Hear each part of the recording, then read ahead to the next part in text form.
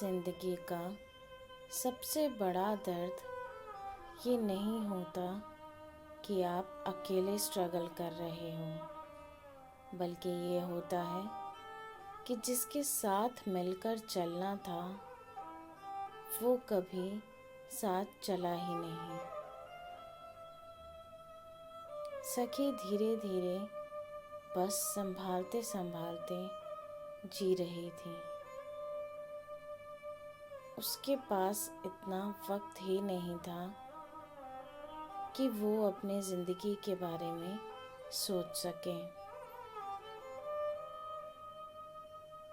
उसका पूरा फोकस सिर्फ एक चीज़ पर था, जो घर उसने बसाया है उसे किसी तरह टिकाए रखना, खुद को संभालना, पति को संभालना, रिश्तों को संभालना, और ये सब भी एक ऐसी लड़की के लिए जो अभी अभी शादी के बाद एक नई दुनिया में आई थी। अक्सर शादी के बाद दो लोग मिलकर सब कुछ संभालते हैं,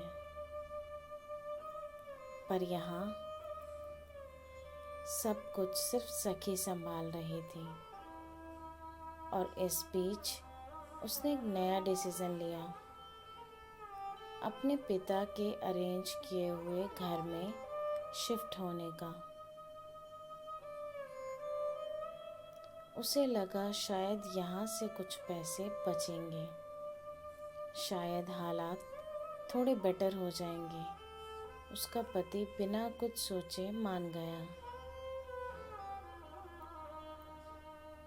और एक पल के लिए सखी को लगा शायद अब वो भी साथ देगा। लेकिन असली साथ किसने दिया ये उसे तब समझ आया जब वो नई जगह पर पहुंची। उसके पिता ने उस घर को रहने लायक बनाने के लिए सब कुछ किया, पैसे लगाए, अरेंजमेंट्स किए, ताकि उसकी बेटी को एक रात के लिए भी तकलीफ ना हो। एसी नहीं लगा तो कूलर ले आए। छोटी छोटी चीज़ों का भी ख्याल रखा। जहाँ एक पति को खड़ा होना चाहिए था, वहाँ एक पिता खड़े रहे। और उस दिन सखी को पहली बार महसूस हुआ कि उसका घर तो बदल गया, पर उसका रिश्ता नहीं। जहाँ मुझे उसका साथ चाहिए था, वहाँ मेरे पापा साथ थे।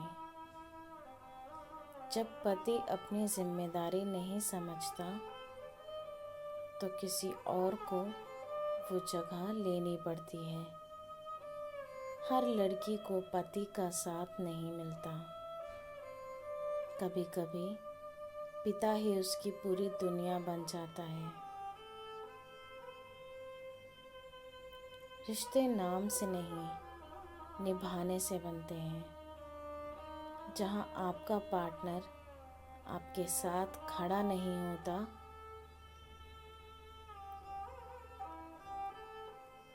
वहाँ आप अकेले नहीं, गलत इंसान के साथ होते हो। साथ बताओ, सच बताओ, क्या आपने भी कभी ये फील किया है कि जहाँ पार्टनर होना चाहिए था, वहाँ कोई और खड़ा था? कमेंट में लिखो हाँ या कभी नहीं। अगर आपने भी कभी किसी को दिल से चाहा है तो चैनल को सब्सक्राइब करें। यहाँ हर दर्द की आवाज़ मिलती है।